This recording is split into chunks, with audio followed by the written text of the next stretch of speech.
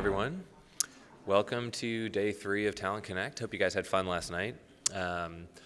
So my name is Thomas Sexton. I work on LinkedIn's product marketing team, and today's theme is transformation, transform, as you've seen throughout the venue.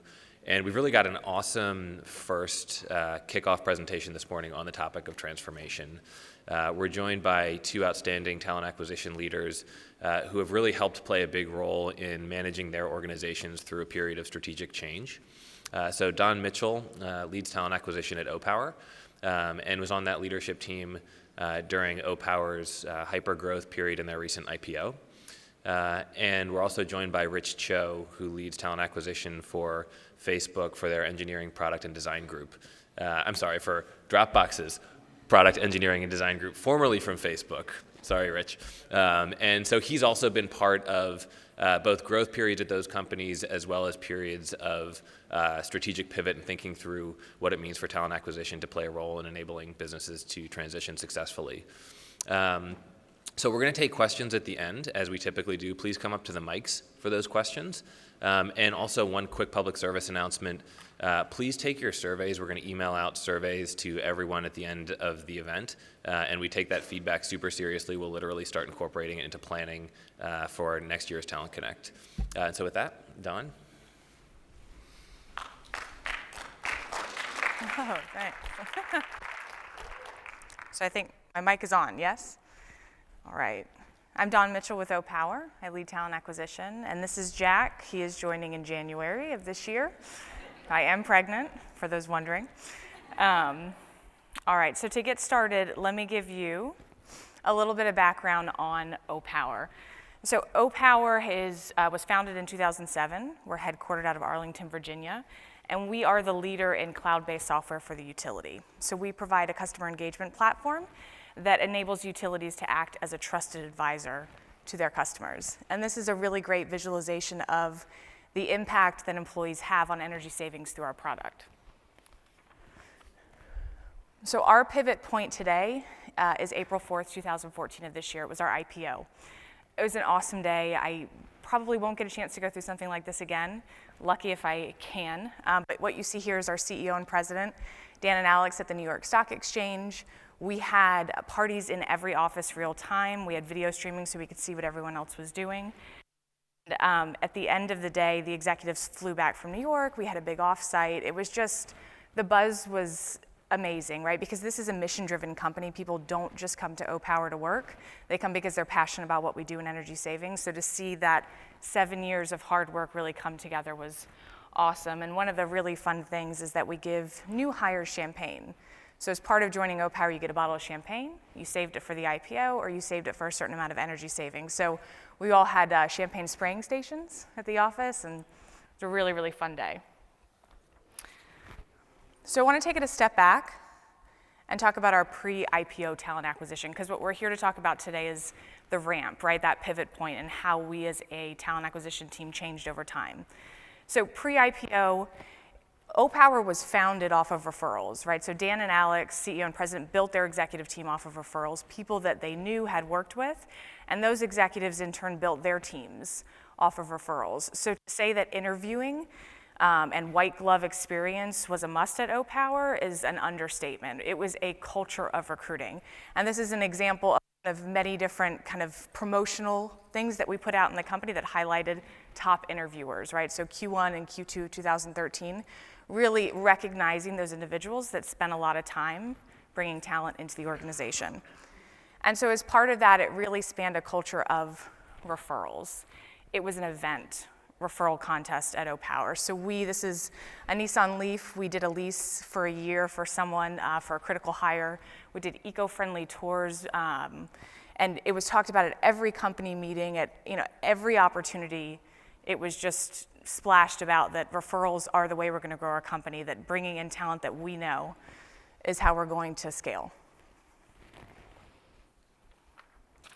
So in thinking about the IPO, when the executives came to talent acquisition, they were anticipating doubling the company, going from 400 to 800 in less than a year. So we really had to have more of a proactive strategy. And for us, that meant scaling the team. So moving the team from 9 to 27. And we took a look at past recruiter capacity data that we had and what it took to make the hires, and anticipating the different spots that we were going to grow in. And really just building a strategy that would get ahead of the recruiting efforts to come. The second part of our ramp for IPO was moving from an athlete to expert model. Within the organization, the business was doing that, right? They wanted to bring in talent that could complement the athletes we had and had an expertise in where we were going, whether that be sales or engineering, that knew what it was like to be a publicly traded company and could infuse those best practices at OPower. So as a recruiting team, we modeled that as well in the recruiters that we hired. We brought in recruiters who were specialists in engineering, specialists in sales, knew how to talk to the market, and were able to bring in pipeline faster. And the other aspect of this shift within the company was giving managers a tool to interview for this type of talent because it was new. And so we adopted a methodology called Who the A method for hiring and infused some of their takeaways in our interview process at OPower. And so finally, layering on a strategy. So we're going from 9 to 27. We know we need to hire recruiting specialists, but that's a big number. So what else are we going to add to it to really get us to that point and be successful and have an IPO and have the right people in the right time? Talked about recruiting experts. We also added a sourcing team. Wanted to think about pipelining for the next wave of hiring to come and shorten our time to fill. So added a sourcing model, put in an employment branding role. We knew we were about to get a ton of buzz and press and wanted someone to capitalize on that, build a presence for us from an employment branding perspective. And then on the analytics side, we had someone on the team that was really passionate about that. And as you think about a 400-person company investing in a full-time staff of 27 for recruiting, that's a huge investment. So how do we show ROI, tracking, metrics? This with, am I going on and off? Yeah, but a look into successes, failures, so we can really have some data-driven conversation with the business. So that's how we took that 9 to 27 and allocated resources within those groups. So I joined OPower in August of last year, and I came from a heavy sales recruiting background. So I led the sales and international recruiting efforts, and what I want to do here is take you on a bit of a deep dive for what we did with that team and hopefully some takeaways, a little more tactical. So thinking about how I'm going to support the business who wanted to triple the sales organization, first thought about process. So I mentioned Who the A method for hiring. We infused 2 key elements of that process. One is what we call a scorecard. So it's kind of an advanced job description, if you will, thinking about the outcomes this person is going to accomplish 3, 6, 9 months, thinking about the qualities that this person needs to be able to display in their job and culture fit. So a little bit more of an advanced job description. And then top grading, and some of you might know of this approach, but it's a really structured hour-and-a-half-long interview where you ask a consistent set of questions that goes from first job out of college to current job and understanding a pattern of success or failure and really diving into one's kind of work style and work history. So we implemented that, as well as kind of creating a structured and consistent process. So in a startup mentality, whoever is in the office is participating in an interview. You're not really getting that apples to apples comparison. And we wanted to have a structured and consistent approach to interviewing because of the amount of people we were hoping to bring on board. And be sure we have people looking for these new attributes. And finally, the OPower pitch. So at OPower, we're in a highly regulated industry. Our sales cycle is 12 to 18 months. It's atypical. And we wanted people to really understand what that was like, know what they were getting into, and is it something that they could be successful in? So we created a case study that allowed people to get a window into a typical situation we have with customers, and as part of the interview process, come and pitch OPower within that scenario to us. Second, we took a little bit of a strategy perspective on how we're going to attack the market. We were going after a different profile in sales. We wanted enterprise software salespeople, and our comp just didn't match the market. So working with our internal comp team and sales ops, doing an evaluation of sales compensation and getting on a true on-target earning model. Did an evaluation of past hires, wins, misses, what companies worked, what companies didn't. And we to do an evaluation of the talent market. So we were hoping to expand in areas we hadn't touched before. As a startup, what I've seen is you've got a lot of your core roles out of headquarters or out of your core offices, but a sales team needs to be regionalized. And this is the first time we were going to do that. So of the areas that they were anticipating going into, where's the best talent?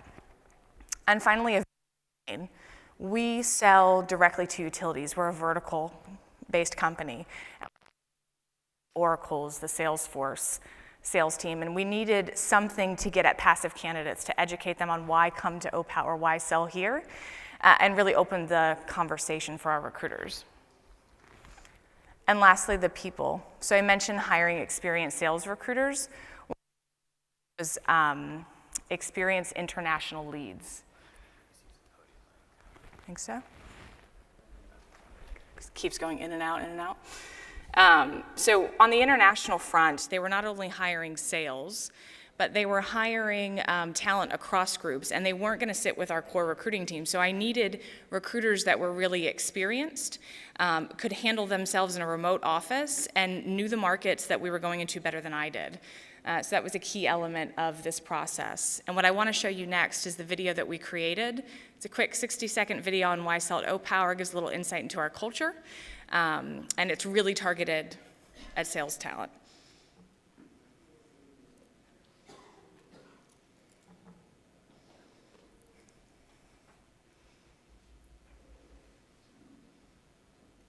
No sound. It's a really, really good video. Just hold on one second. Very proud of it. And while they're figuring out sound, I will tell you, if any of you have created, we're good? All right, so if any of you have created videos, it can be very challenging to get this done in an amount of time, and we had an amazing employment branding manager who pulled this together in 4 weeks, from conception to recording to getting it out.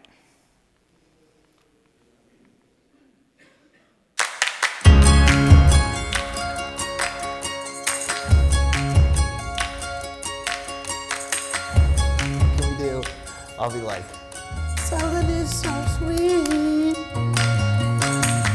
It's great to sell at Opower because we win.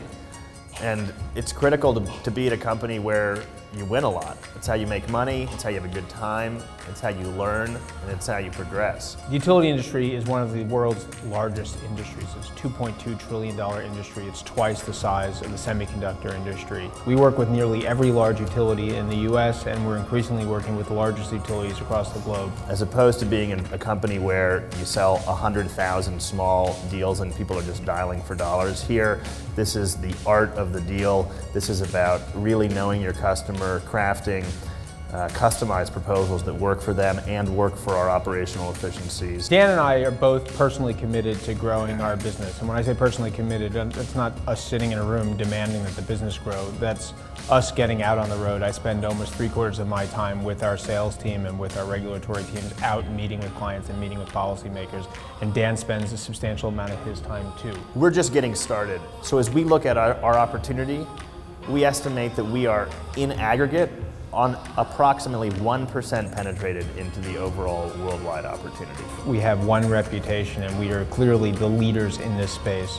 The leaders at SaaS into the utility, the leaders at customer engagement, the leaders at energy efficiency. Ask our competitors, ask our clients, ask the industry, ask analysts, and it's a clear answer that we're a terrific company. And this feels very much to us like a winner-take-all opportunity.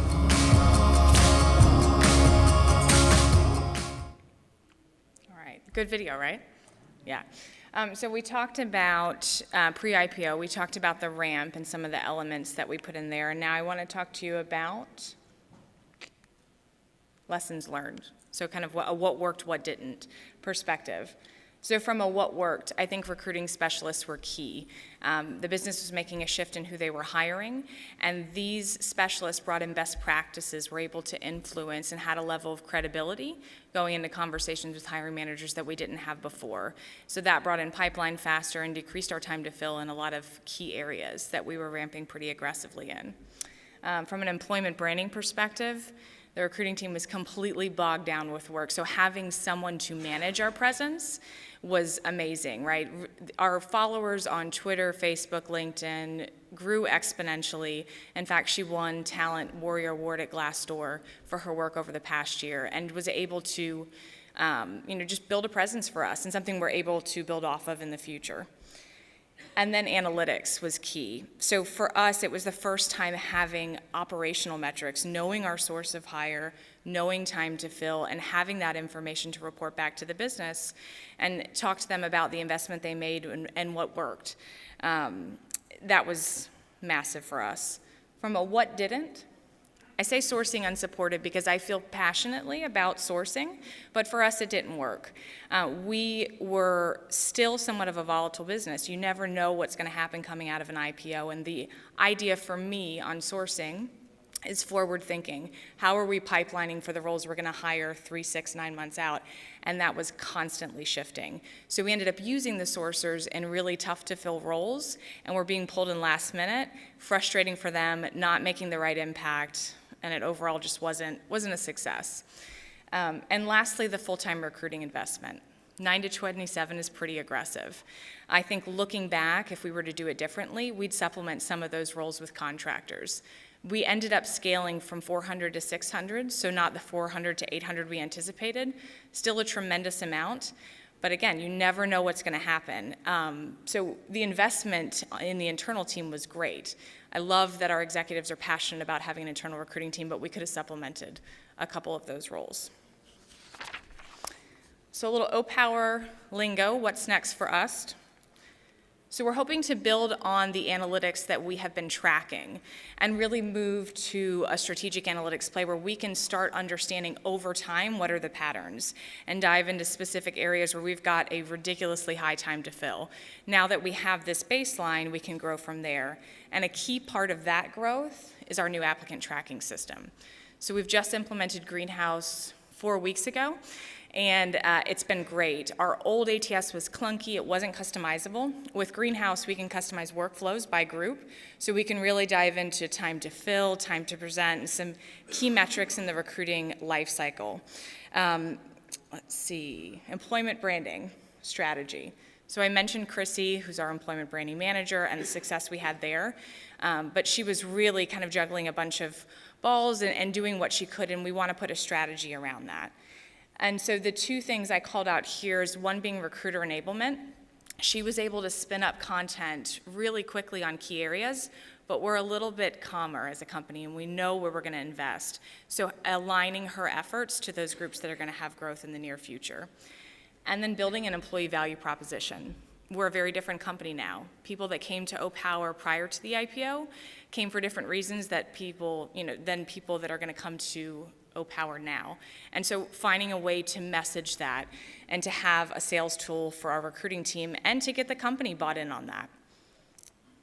And finally, training and tools is something I'm working on with my team. I have an amazing group of recruiters, and 4 are actually here that won a contest that we ran based on performance metrics. And so I want to spend some time investing in them and continuing to up-level the work that they're doing and also bringing in some tools. We have a great relationship with LinkedIn. We use a lot of their products, but in some of those really niche and hard-to-fill areas, we want to see what else we can do to supplement what LinkedIn's already doing and what our recruiting team is doing. So with that, I'll pass it over to Rich, and I'll be back up for Q&A.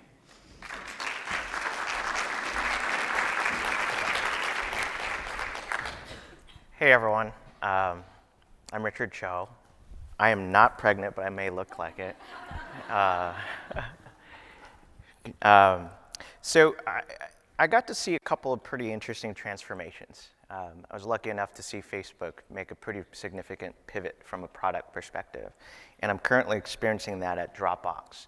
And what occurred to me when I was thinking about what topic can I bring to this to this conference that might inspire people to really be proud of the work that they're doing, and that was really around the work that we do to help supplement these transformations. So in order to validate this point, let me take you through a journey just to talk a little bit about validating the importance of recruiting, helping companies through a major product pivot. So it used to be that if you had a single great idea and you had to build a product or service, and you had customers that wanted that particular product or service that was good enough to really build a lasting company.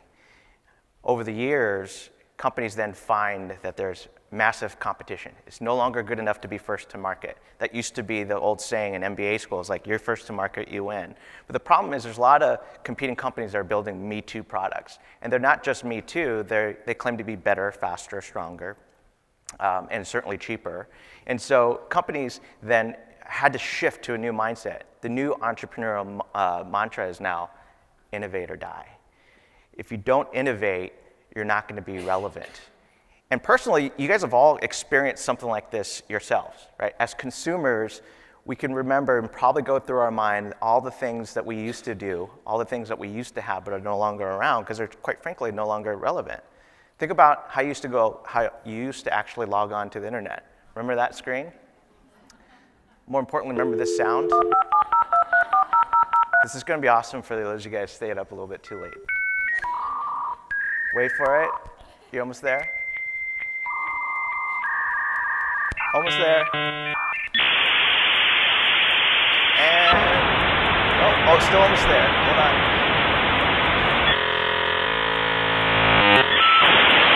Please, Mom, don't pick up the phone right now. I'm about to get on. Perfect. Now you're on. Blazing 56K speed. You're going to upload a photo in about 2 minutes. It's amazing. What about how we used to actually, it was actually work to go and find music at a store? You guys remember that? I used to spend hours at Tower Records and go through albums and ask people, what's the latest song, right? And then you had to make that sort of decision, like, oh man, I have to buy this whole album for the one song, but I think I'm gonna do it. You know, where did those go? What about standing in line on a Friday because the latest release of DVDs are out, and it's not there, so you somehow you think they're gonna automatically appear at the return line, so you're waiting at the return line, seeing if that new release is about ready to be returned, right? Yeah, guilty. That was me. In your mind, there's probably a number of different things that you remember having access to that are no longer available. And at times, it could feel a little depressing. For me, I'm a sort of eternal optimist. And what inspires me are the companies that actually innovate themselves out of these difficult situations. So let me share with you one such story. How many of you know, by a show of hands, who the Minnesota Mining and Manufacturing Company is? Okay, you can't spoil the story. You know Minnesota Mining? All right, cool. This is a company that was founded in 1902 by 5 businessmen in Minnesota. They had a plot of land and they had a plan. They thought that this plot of land, that they can mine some pretty valuable minerals that they can use to manufacture grinding stones. And back in 1902, at the height of the industrial era for the United States, it was a brilliant plan. Unfortunately, as they started mining, the minerals turned out to be something that was really worthless, less superior, which then created a less superior product. Ultimately, disappointing customers meant that their bottom line suffered as a result. Only a few years after incorporating, the founders and the investors were kind of stuck. Like, what do we do now? We don't have a vision of how to get out of this situation. And what they ended up doing is they said, well, there's some employees that want to try to build some innovative products. We have nothing to lose. Why don't we invest in those products that really weren't a part of our original business plan, but let's invest in those people. What ended up happening, this company is still around today, and this company's whole business model is founded on the innovations of their employee. They're now called 3M. Today, you guys have, I promise you, throughout just this morning, you guys have experienced some sort of 3M product. They employ over 88,000 employees, have 55,000 different products across multiple different industries. They generate about $30 billion in revenue as of recent Wikipedia article. The biggest innovation or the biggest transformation that this company pioneered was this concept called 15% time. Despite the fact that maybe Google gets depressed for 20% time, 3M actually pioneered this notion that if we reserve 15% of our employees' time to be able to work on things that are not part of their core business, we're going to continue to fuel those innovations that help save this company so many decades ago. So 3M is an amazing story. Now, transformation or product pivots is not reserved for the oldest companies. It turns out that every lasting company goes through a transformation. I'll underscore that. Every single company that you and I know have gone through a transformation to make themselves lasting and relevant. Let me share with you three. Think about Apple. Many of you already know the story that Apple was actually suffering pretty badly. They had to take an investment from Microsoft to stay solvent. And with the return of Steve Jobs, and yes, Steve Jobs was once fired from Apple, they made a huge product pivot to go from a closed computing product and services, to a suite of personal devices that has today transformed how we interact with those particular devices. Think about Netflix. The reason why you're no longer standing in a long line on a Friday at a video rental store is because they disrupted the market. By shipping DVDs through the mail, they actually catered towards lazy people like me who didn't want to stand in those lines. And I knew you could almost guarantee that you're going to get the latest release. Now they're known for providing original content online that you can access not just on the TV, you can access across multiple devices. It's not just tech, it's also companies like Walmart. Started off with a handful of stores in Arkansas. They're now a worldwide low-cost retailer, primarily based on the innovations that they made around supply chain manufacturing, energy efficiency for their stores, energy efficiency for transportation, the logistics. The things that they do at Walmart are actually incredibly innovative, and it's a company that's pretty admirable. Now, one of the things that's interesting about all of these companies is, despite the fact that they've had savvy businessmen or visionary leaders, the key player in all these transformation is us. It's you and me. It's recruiting. We help find the right pieces that build this vision. Without the work that we do, these companies would not have made those pivots. Think about Sam Walton trying to figure out complex supply chain logistics without the experts around him that allow him to make the right decisions. What about Steve Jobs, where they had it down. They're building computers at an amazing rate, and they had a loyal following. But then how do you build the iPhone? How do you convince a music industry who are making billions upon billions of dollars selling me that entire album for the one song, to be able to convince them to buy one song online and in the long term actually still remain profitable? So as I mentioned before, I was lucky enough to experience a couple of major transformations. At Facebook, I got to see Facebook go from a desktop experience to becoming one of the most important mobile applications in your life. How many of you actually checked your Facebook on a mobile device today, by a show of hands? How many of you are checking it right now? I caught you. Rana, I think I caught you. Today, I get to see Dropbox going from a file sync and cloud storage product to become a suite of products that will actually be the home for the most important things in your life. One of those things, one of the products is called Carousel, and I want to share with you that story. Bear with me because I'm actually, maybe I was up a little bit later, so I need a little water. All right. How many know what this is? Yeah, okay. There's some youngins here. How many of you guys know what it does? So, how many of you think that sharing photos online really requires Facebook and Facebook only? So, this is a product that was high tech back in the 50s. This is popularized by Kodak. For our grandparents, for our parents, and some of you, your great grandparents, the way that they shared their experiences in momentous occasions like a vacation or a birthday or a graduation or a wedding was through this device. This device allowed you to carefully curate an audience of folks that you want to share these intimate moments with.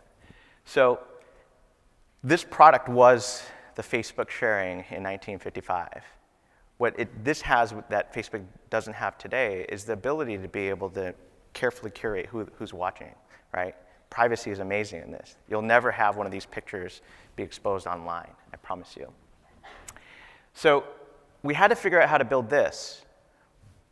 But more importantly, it was how do we fit that into that, right? How do we fit this carousel device, this private photo sharing experience onto a mobile device? And it was exponentially harder because of the fact that we were experts in file syncing and cloud storage, but we had no clue how to build an actual application from scratch. So here comes the product pivot point, right? This is the part that's really exciting for any recruiting professional. So like anything, before you go into a plan, you need to make sure that the conditions are appropriate. I'm too young, I promise you, despite what I look like, I'm too young to remember the race to space.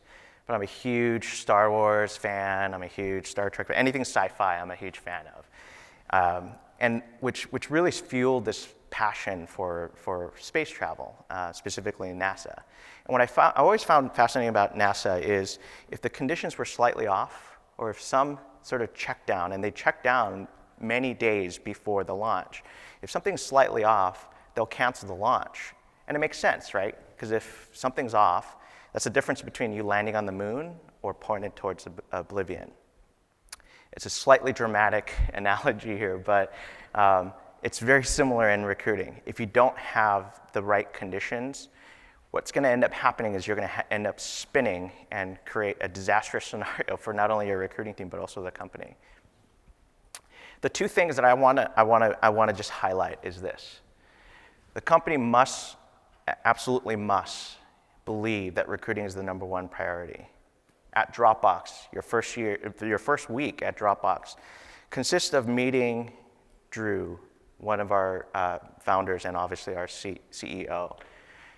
Drew talks about, in his 45-minute conversation, he takes about 10 minutes to talk about the history of Dropbox. Then the rest of the time, he drives home the importance of recruiting, how your value is exponentially greater when you participate in recruiting. And he has this analytics and graphs. He's a very techie person, but he really delivers home the importance of recruiting. So at Dropbox, every single person, despite your role, believes that they're a recruiter. And that's actually part of having the right conditions. The second is having a team of recruiting professionals that really can earn that credibility that we have. Now we know recruiting is important. We need to have a team that earns that credibility. What was great is even before I started at Dropbox, we already had this team in place. And although we had varied experiences from folks that were new to recruiting to folks that are a few years into recruiting, what was constant is some of the values that we have recently derived into being like the company values that drive what it means to be a Dropboxer. And what I found about this particular team is that 3 really come to mind. There's actually more than 3 that this team really exemplifies that allowed us to earn that credibility even before having a large team structure. Part of that is being worthy of trust. Every single person at that within the recruiting team conducts herself or himself in a way where it feels like we're a partner, not just a recruiter trying to make that hire. We tend to sweat the details. It's also one of the values that we have.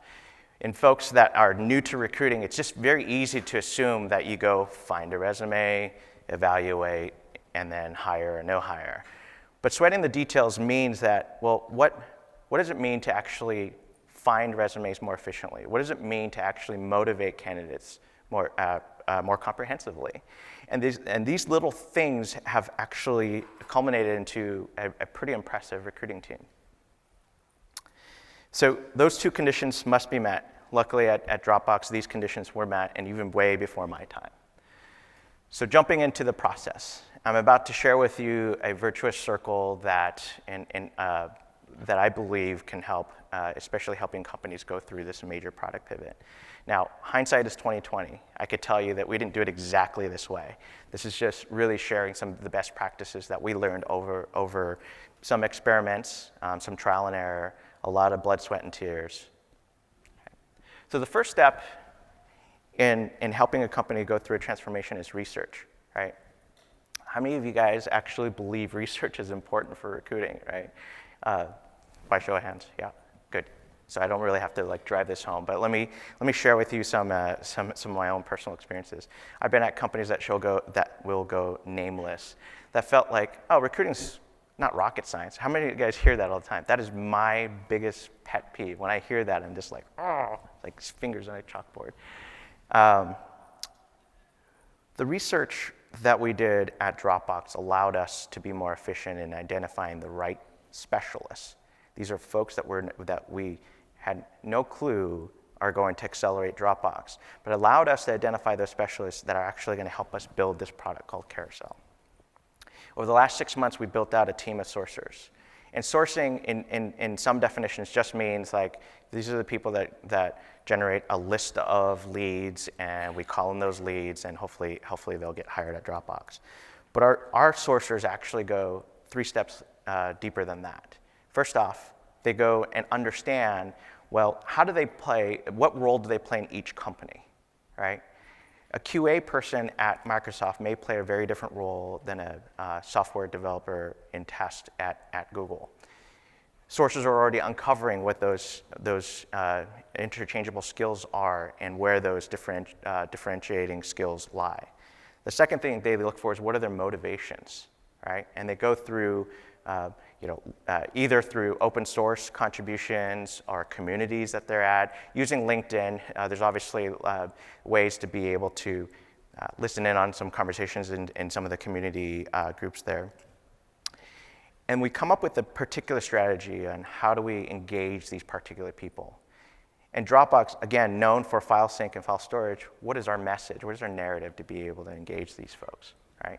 So this research piece came later in the process. The other things that we research are other companies that we believe could be appropriate targets for acquisition. Over the last year or so, we have acquired a number of companies that have helped to really point us in the right direction. So then, now we have to build, right? What's that famous definition of insanity that Albert Einstein, it's like definition of insanity is doing the same thing over and over again and expecting different results. Doesn't that sound like recruiting to you in some cases? That was like my first 2 years in recruiting. It's like, let's just do it more and we'll have a new hire. Build consists of 3 major parts. One is evaluating your hiring process. We were great at hiring generalist technicians or generalist engineers that could do a little bit of anything, right? Super smart, scrappy, really holds the values that we hold in high regard at Dropbox. But what we didn't have are the mobile experts that we needed in order to build a mobile product. So instead of using that same process where it's great to hire generalists or as athletes, as Dawn mentioned in her previous presentation, we had to modify our interview process. Now, we didn't know where to start without data, right? So data was really key. We implemented Tableau. Do you guys use Tableau Server here? You guys know what Tableau is? It's an analytics tool. I was first introduced to it at Facebook. And what Tableau is amazing at is to take really complex data sets and turn and give you really good insights and some of the trends across any funnel, right? So part of it is evaluating, being open to change in your interview process. Second is understanding the metrics that say, hey, you're pointing in the wrong direction. We noticed that we had a high number of false negatives for mobile engineers. We had to change our process in order to be able to specifically hone in on the skills that we feel that are going to help accelerate, that help us identify the right engineer. The other thing that we needed to do and to build was our story. What is our narrative? Why, if I'm building an application at Facebook, if I'm building a product experience at Facebook, why should I even go to a place like Dropbox? Aren't you guys just file sync and cloud storage? So we do that through evaluation of not only the companies that we acquired, but evaluation of the specific projects that we have internally, that we can then turn that into appropriate narrative to be able to engage those candidates in a meaningful way so they feel inspired to want to come work for Dropbox, right? So it's brand, process, and having metrics to be able to identify whether or not you're going in the right direction. Search. This is obviously the most obvious and the easiest one to explain. But what I'll say that was a learning experience for me and very different at Dropbox is that search was conducted not just by our recruiters. It was by every single person at Dropbox. Again, going back to the conditions, recruiting is the #1 priority at Dropbox. So it wasn't unusual for our VP of engineering to spend 5 hours a day sourcing candidates. It wasn't unusual for him to send out reach out emails and say, hey, I saw your profile. I think we've got some pretty interesting projects that you should really be considering. Let's have some coffee. Right? So this meant that our recruiting team had to teach everyone how to become effective recruiters. And there are a number of ways that we did that, but not to sort of go through that list. But that's something that was really critical, and that's something that was different in this particular process. And then finally, validating. The best way to explain this is to give you guys a little analogy. I have an 11-year-old at home and an 8-year-old at home. My 11-year-old is very detail-oriented, he's studious, and I take both of them fishing every once in a while. My 8-year-old's different. He'll go to one spot, he'll throw out a lure, 2 seconds, and he'll pull it in, and then he throw it out to another place, and it's like, and he takes it out and puts another bait on and throws it out there. And I'm like, what are you doing? She's like fidgeting all over the place. You're not even giving yourself a chance to get the fish that are in the water, right? And so validation just means that, look, as you go through this virtuous circle, you may end up changing a little bit of everything constantly. You have to be conscientious enough. You need to have the right metrics in place. You need to have the right systems in place to be able to say, these are particular steps in the process that we're going to keep because we know we're pointing in the right direction. Even though the fish aren't biting, let's keep our line in that water because we do believe that eventually we have the right message, we have the right narrative, we have the right systems in place. Let's keep that going, right? So validation. And then ultimately, over time, you get to be a part of building a product. All right, so that was all well and good, but in the generation of instant gratification, it's really hard to know whether or not you're pointed in the right direction. And what I'll say is this. Ultimately, the journey is the destination. Each one of those steps, if you think back, recruiting is definitely not rocket science, but it's not easy. It's not easy at all. And so you need to figure out ways that, like, what are those particular triggers? Recruiting leaders are always thinking about, well, what are those triggers that say to me that we're pointed in the right direction, that I should encourage the recruiting team to continue going down the path that we're going? And part of that is the points that I'll make here. You will have a deep understanding of the market and or the technology that you're going after. But more importantly, you have a narrative now for your company as to why you're going to be a market leader. That's probably one of the most critical things. All of that iteration, you end up discovering and allowing a company like Dropbox or a company like Facebook to say, we are going to be a mobile-first company and we're going to be a leader there. For Dropbox, we are going to become the suite of products that you store the most important things. We're going to be the home for the most important things in your life. The talent over time will start coming to you because of that narrative. And ultimately, you will have helped a company go through this product shift. In a few weeks' time, or in our case, a few months' time, you get to be able to celebrate in something like this.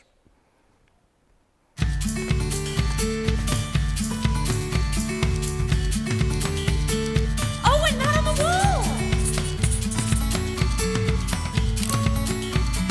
Happy birthday!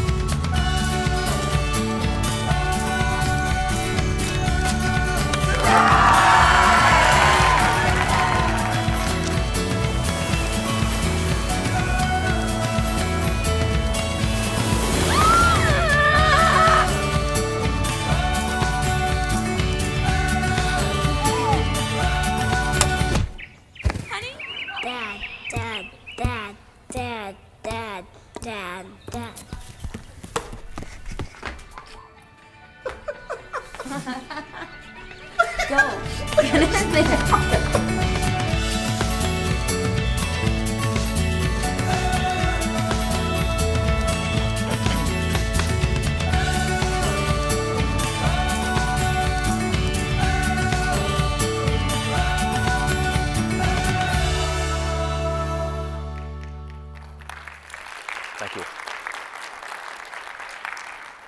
So I want to end with this. I want to share with you a personal story.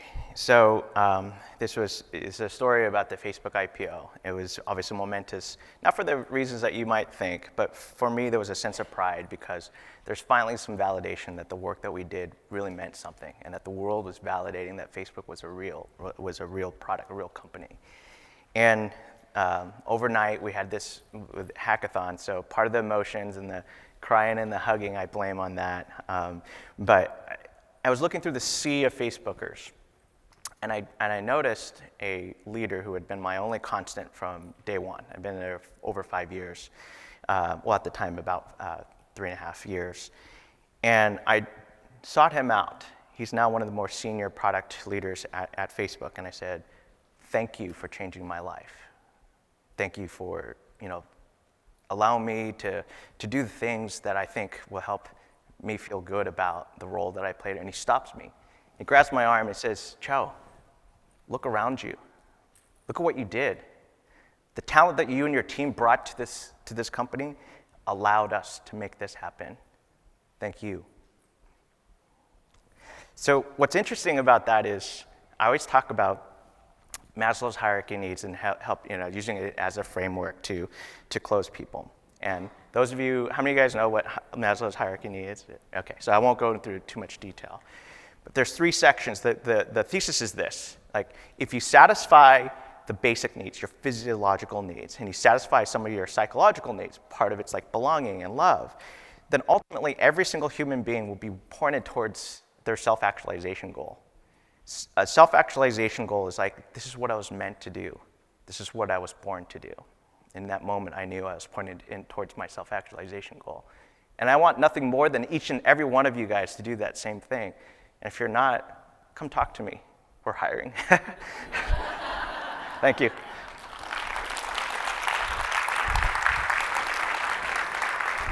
I need water. More water? I think. Thomas, did So we you could go to the did we mics. set up the questioning at all?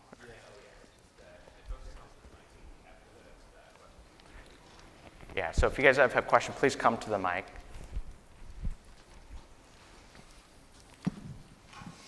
So I have a question for Dawn. So you talked about, what happened sort of pre-IPO and post-IPO at your company, and it's funny because our company went public literally the same week, which is really interesting. So it's almost like we were kind of going through the same thing, except we started with a team of 0. I was the first recruiter that my company ever hired, and now we're in the course of building our team post-IPO. But maybe you could touch on, because there's the whole change management aspect of it, and it's really shifting the mindset of the leadership that goes along with that. And maybe you could speak a little bit more to what your experience was with that. And shifting their mindset? Yeah. So there was an element of that, but the company was fairly prepared for it, right? The executives kind of knew, because it was, as Rich was saying, at Dropbox, it was such a big piece of how they grew their company. So they were pretty prepared for it. I will say, though, getting them to break those bad habits of the old profile to the new profile was challenging. And so we tried to come from a place of kind of expertise, right, in those specialists, and to have the data from LinkedIn to be able to talk to some numbers and not just we think, but this is actually what's in the market. This is what you need to do. We have experiences in this situation. But we were fortunate that a team of 27 compared to your team of 1, there was a lot of investment in the recruiting team. But I would say coming from a place of expertise with data helped that change management piece. Thank you. Yeah. Hi. Dawn, I was wondering, now that you don't have a dedicated sourcing team, how your team goes about engaging passive talent? Is that mainly referrals? How do you go about dividing the work? Yeah, so our recruiters are full life cycle. And I'm actually working on a new recruiter capacity model that accounts for that additional time, right? But they're still potted up. So I've got recruiters that specialize all in sales. So their full life cycle efforts, keep producing kind of the same talent and the same profiles. But it's about being sure they don't have too much on their plate to focus on that, because that is extremely challenging. In a couple of those areas, being that we've made a bit of a splash, we're a little bit more well known, and specifically if I'm going to talk to sales, we've hired from those companies, so those hires spawn referrals, and that's helping us quite a bit. But I think it comes down to being sure they have enough time to do that and accounting for that. And so I'm using something called a quadrant model that I can talk to you about afterwards that really ensures that they've got that bandwidth. It's called the quadrant model. It's something that I learned from a previous company. A guy named LJ Brock, who runs talent acquisition at Red Hat, created it. And I'm happy to share what that looks like for you. And it's a way to have, again, a data-driven conversation with the business, because they speak numbers and they're investing in us. I'd like to ask this of both of you. I am also one person in a company that recently went public, and we've hired 127 people this year and really boosting up referrals. It's been very exciting, but I am overwhelmed by the referral piece, and I wonder how you've managed getting those referrals in, like how you, maybe a little bit about the reward piece for the internal people, but especially when they're bad referrals. Yeah. What are you guys doing to manage that process? Yeah. You want to go first? I'll try. Yeah. I'm waiting to answer a question. So. Oh. No, I'm joking. I'm just joking.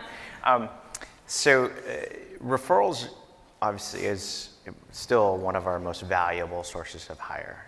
We're just recently going through an evaluation whether or not our referral system continues to have the trust that's needed, that when someone refers, that recruiting is going to respond in kind, and that particular person is going to have a great experience. Ultimately, referrals is a euphemism of one of my closest friends. In some cases, it's relatives. So at the same time, at Dropbox, we also think about they're also customers of ours as well.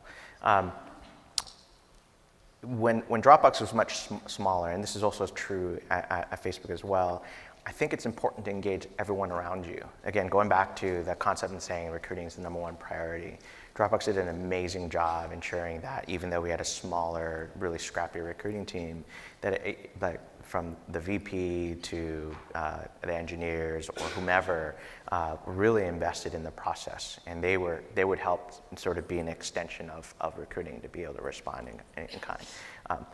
I would do everything possible to protect that source.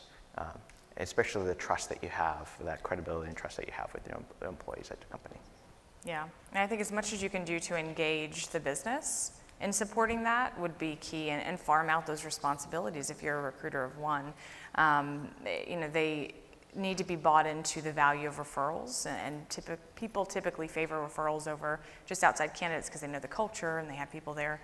And having a program, I don't know if you do, but a program to incentivize support from the business, running contests, so that not only are they being rewarded for referring associates, but adding an element of white glove experience that is about quality as well.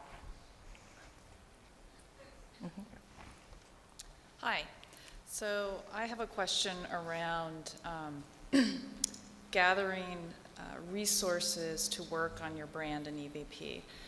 I'm in a company that has a plan to grow from 2.5 million to 250 million and 500 plus employees in 5 years. Jeez. I was the only recruiter 2 years ago. Now I have 2 recruiters underneath me, and branding has been key for us. I've actually really hit home to the executives, and we've got wonderful support. I'm in a very unique situation. We get just about everything we ask for.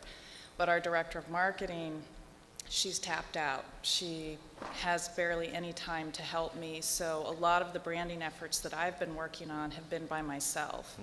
And while she does provide me resources like, okay, use this company to produce a video, or this designer to help, create a print ad, in your experience, and I'm going to be talking to you about scaling, but what types of resources, or were there websites where you could find designers and whatnot? Because obviously cost and budget is a concern, but at the same time, I'm going to get what I need, but I have to scale it as we grow.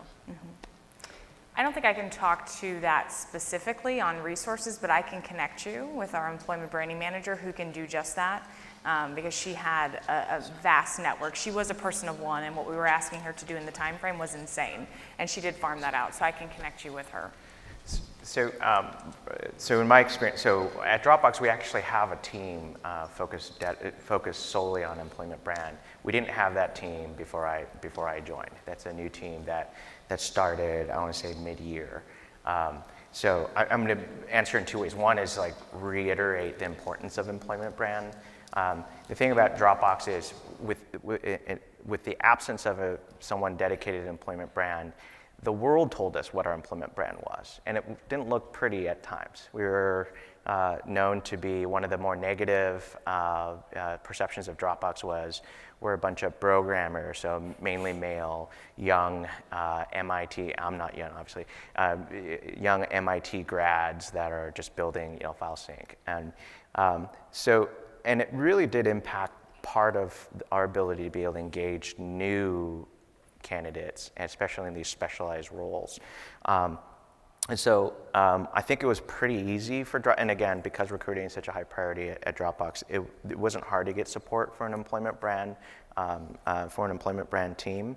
The second part of my answer is going to be that there's baby steps that you could take today, even as a team of one, and maybe like 1/16 of your job. I'm sure you have multiple things that you're doing.